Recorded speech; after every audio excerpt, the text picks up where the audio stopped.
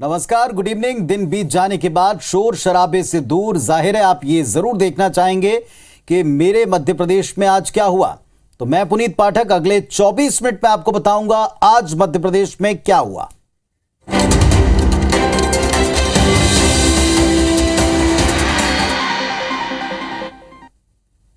तो मध्य प्रदेश में पंचायत चुनाव के दूसरे चरण के लिए आज वोटिंग हुई, जिसमें 1 करोड़ से ज्यादा वोटर्स ने अपने अधिकार का इस्तेमाल किया।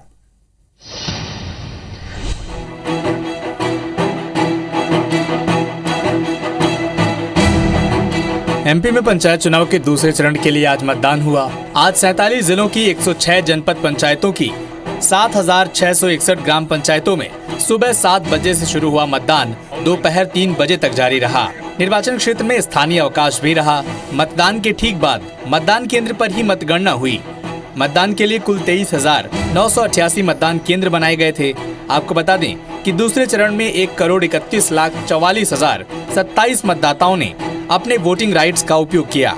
पुनर्मतदान की स्थिति न बने, इसके लिए राज्य निर्वाचन आयोग ने कलेक्टर और जिला निर्वाचन अधिकारियों को निर्देश दिए थे कि मतदान दल को आवंटित मतदान केंद्र के ही मतदान पत्र उपलब्ध कराए जाएं। इसमें किसी प्रकार की गलती न हो। साथ ही पहले चरण के चुनाव में इस तरह की गड़बड़ियां सामने आई थी। दूसरे और तीसरे चरण के चुनाव में इस तरह की स्थिति न बने, इस पर विशेष ध्यान दिया जाए।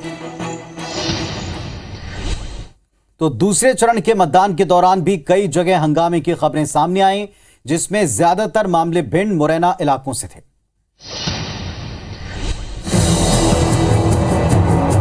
एमपी में पंचायत चुनाव के दूसरे चरण में भिंड और मुरैना के कई इलाकों में फायरिंग और हंगामे की खबर सामने आई।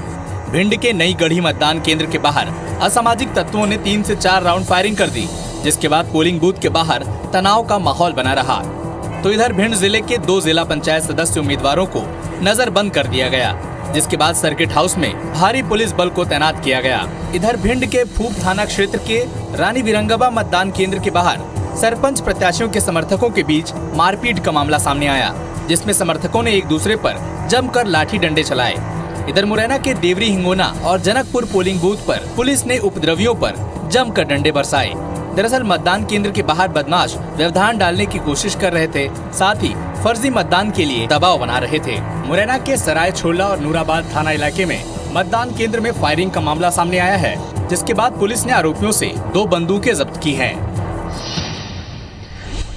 वैसे निकाय चुनाव में बीजेपी के पक्ष में सीएम शिवराज ने आज भी धुआंधार प्रचार किया। भोपाल छिंदवाड़ा में रोड शो करके बीजेपी प्रत्याशियों के पक्ष में वोट मांगा। निकाय चुनाव में बीजेपी को जीत दिलाने के लिए सीएम शिवराज धुआंधार प्रचार कर रहे हैं। आज सीएम शिवराज ने भोपाल और छिंदवाड़ा में रोड शो किया। पहले सीएम शिवराज ने भोपाल के नरियल खेड़ा में चुनावी सभा को संबोधित किया और पार्टी प्रत्याशियों के लिए वोट मांगे। सीएम शिवराज ने बीजेपी प्रत्याशियों को जिताने की अपील करते हुए कहा कि भोपाल को देश के सबसे सुंदर शहरों में शामिल करना है और ये तभी होगा जब बीजेपी प्रत्याशी चुनाव जीत कर आएंगे। सीएम ने लोगों से मुलाकात कर उनकी समस्याएं भी सुनी। कमल के फूल की बटन दबाए, भारतीय जनता पार्टी की उम्मीदवार बहन मालती राय को अपना महापौर बनाए और देवेंद्र भार्गव को अपना पार्षद बनाए और विकास की जवाबदारी मामा को सौंप जाए। सीएम शिवराज ने छिंदवाड़ा में भी रोड शो करते हुए बीजेपी प्रत्याशियों के पक्ष में वोट मांगे और पीसीसी चीफ कमलनाथ के दिए बयान पर तंज कसा। सीएम ने कहा कि क्षेत्र की जनता विकास के लिए बीजेपी को वोट देगी। कमलनाथ जी तो वैसे ही कह रहे हैं, मेरा तो इंटरेस्ट ही नहीं है। जब वही कह रहे हैं इंटरेस्ट नहीं है, तो जनता को भी कांग्रेस में और उनमें कोई इंटरेस्ट थोड़ी है। आपको बता दें कि आज कमलनाथ ने भी छिंदवाड़ा में रोड शो किया है। तो एक तरफ प्रचार है तो दूसरी तरफ अपना संकल्प पत्र बीजेपी ला चुकी है। एमपी निकाय चुनाव के लिए बीजेपी ने आज संकल्प पत्र जारी कर दिया।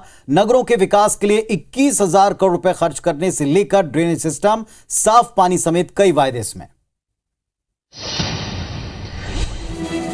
एमपी निकाय चुनाव के लिए बीजेपी ने आज संकल्प पत्र जारी कर दिया है। इस दौरान सीएम शिवराज, वीडी शर्मा समेत कई दिग्गज मौजूद रहे। सीएम शिवराज ने कहा कि शहर और वार्ड को हरा भरा रखने का संकल्प लिया गया है और एमपी के शहरों को देश के सबसे बेहतर शहरों में से एक करने का लक्ष्य बनाया गया है। बीजेपी के घोषणा पत्र में नगरीय निकाय के विकास के लिए 50,000 करोड़ रुपए से अधिक का निवेश, शहरी स्वच्छता पर स्वच्छ भारत मिशन के तहत 5 साल में 50,000 करोड़ का निवेश, मोबाइल दीनदयाल रसोई घर योजना, रीजनल म्युनिसिपैलिटी कमिश्नर सिस्टम, छोटे शहरों के लिए सिटी डेवलपमेंट प्लान तैयार करने का वादा भी शामिल है।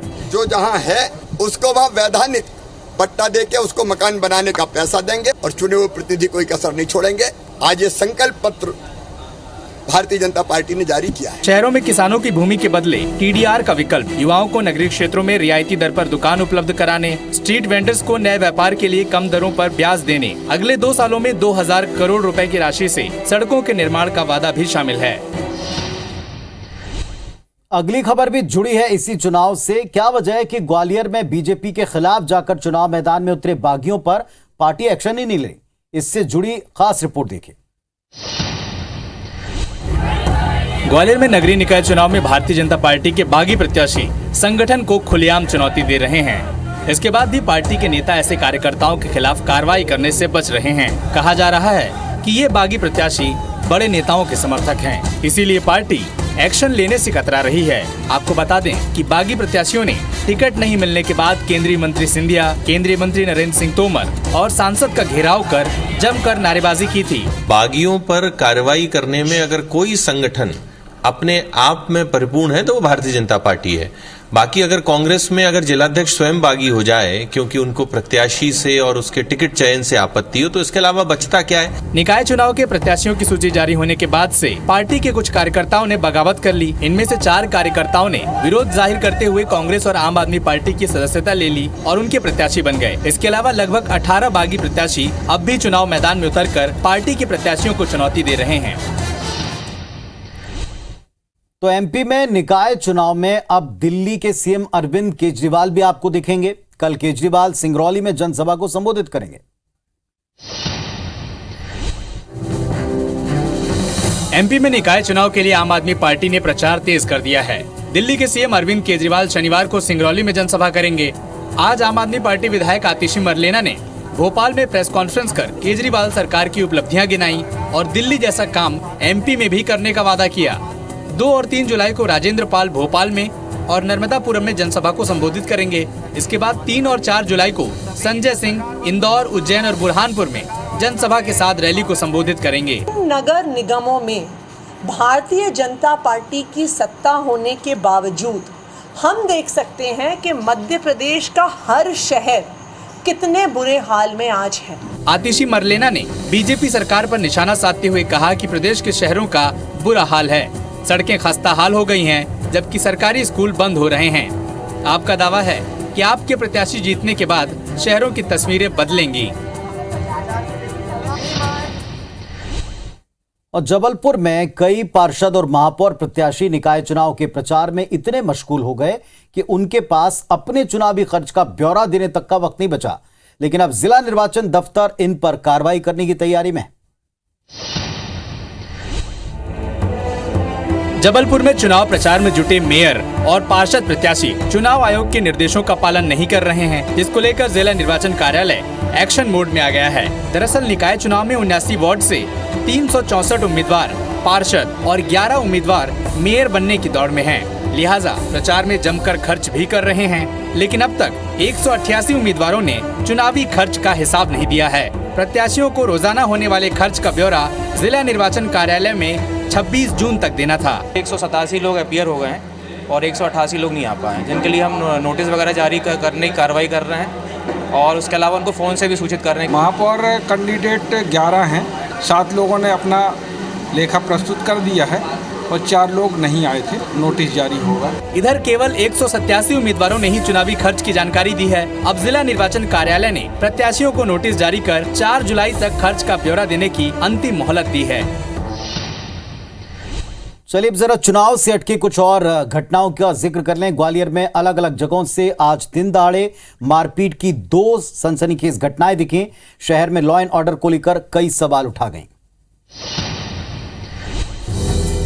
ग्वालियर के विश्वविद्यालय थाना क्षेत्र के कर्मचारी आवास कॉलोनी में 5 नाबालिगों के साथ छेड़छाड़ करने वाले एक ऑटो चालक की जमकर पिटाई कर दी। इतना ही नहीं, छेड़छाड़ का शिकार हुई नाबालिगों से भी उसे पिटवाया गया। परिजनों की शिकायत पर पुलिस ने आरोपी ऑटो चालक के खिलाफ छेड़छाड़ का मामला दर्ज कर उसे जेल भेजने की कार्रवाई शुरू कर दी है।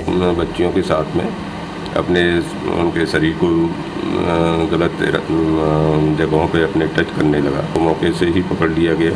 ग्वालियर में युवक की बेरहमी से पिटाई का वीडियो भी जमकर वायरल हो रहा है। बीच सड़क में 4 लोगों ने युवक पर जमकर लाठी डंडे बरसाए। बताया जा रहा है कि पति पत्नी में अनबन के चलते कई बार गांव में पंचायतें हो चुकी है, जिसके बाद आज उन्होंने बीच सड़क में उसकी पिटाई कर दी। पत्नी को ढंग से नहीं रखने के बाद पे इनका 10-15 दिन से विवाद चल रहा था और उसी पे से लड़की के चाचा की पिटाई इनने की है। इसमें FIR दर्ज कर ली गई है, आरोपियों को पकड़ लिया जाए। ग्वालियर में दिन दहाड़े मारपीट की घटनाओं ने शहर के लॉ एंड ऑर्डर पर सवाल खड़ा किया है। इधर नरसिंहपुर में बारिश के बाद जनजीवन अस्त व्यस्त हो गया है। लोगों के घरों से लेकर सरकारी अस्पताल तक में पानी भर गया और जिसके बाद प्रशासन को लोगों का गुस्सा झेलना पड़ा। नरसिंहपुर में हुई बारिश ने जनजीवन को अस्त व्यस्त कर दिया है। बारिश इतनी जोरदार थी कि देखते ही देखते लोगों के घरों में पानी घुसने लगा और कई कच्चे मकान धराशायी हो गए। सड़कों पर पानी का सैलाब आ गया। जहां एक ओर आसमानी आफत ने कहर बरपाया तो दूसरी ओर सीवरेज लाइन की खुदाई से बने गड्ढे और गंदगी लोगों के लिए दोहरी मुसीबत बन गई। यहाँ तक कि सरकारी अस्पतालों में भी मरीजों के कमरों तक पानी पहुँच गया और मरीजों को काफी परेशानियों का सामना करना पड़ा। निचले इलाकों के मोहल्लों में तो स्थिति इतनी खराब हो गई कि जब प्रशासन की टीम मौके पर पहुंची तो उन्हें स्थानीय लोगों के गुस्से का भी सामना करना पड़ा। अस्पताल में भरा है, थाने में भरा है, सरकारी क्वार्टरों में पानी भरा है। हमारे मसरान बाग में ये हालत थी कि नाव चलने की स्थिति यहाँ बन रही है। सर विकास विनाश तब्दील हुआ है सर। लोगों के घरों में पानी घुसा, क्या बोलेंगे सर? नहीं करेंगे। आखिरकार नरसिंहपुर कलेक्टर को खुद मौके पर जाकर लोगों को समझाइश देनी पड़ी और किसी तरह मामले को शांत किया गया। तो लोगों की दिक्कतें और वारदातें भी आपने देखी, लेकिन मध्य प्रदेश में भी आज सारे देश के साथ साथ कई ऐसी जगह थी जहां भगवान जगन्नाथ की मनोयोग के साथ पूरे मन और श्रद्धा के साथ रथ यात्रा निकली। बड़ी धूमधाम से लोगों ने इसकी तैयारियां कर रखी थी।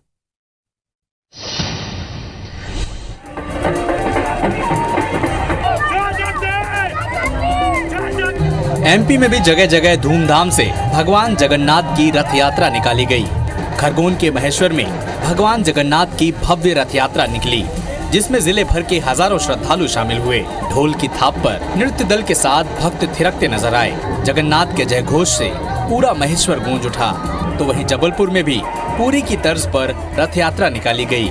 यात्रा का शुभारंभ शंकर घी भंडार इलाके से हुआ। इस रथ यात्रा की खास बात ये थी कि इस बार यात्रा में 3 रथ शामिल हुए। यात्रा में शामिल लोग रथ के आगे सोने से बनी झाड़ू से रास्ता साफ करते चल रहे थे। 133 सालों से निकाली जा रही इस यात्रा को देखने के लिए भक्तों का सैलाब उमड़ पड़ा। रथ यात्रा जिस भी इलाके से होकर गुजरी, वहां लोगों ने इसका भव्य स्वागत किया। रथ की रस्सी खींचने को लेकर श्रद्धालुओं में काफी उत्साह नजर आया।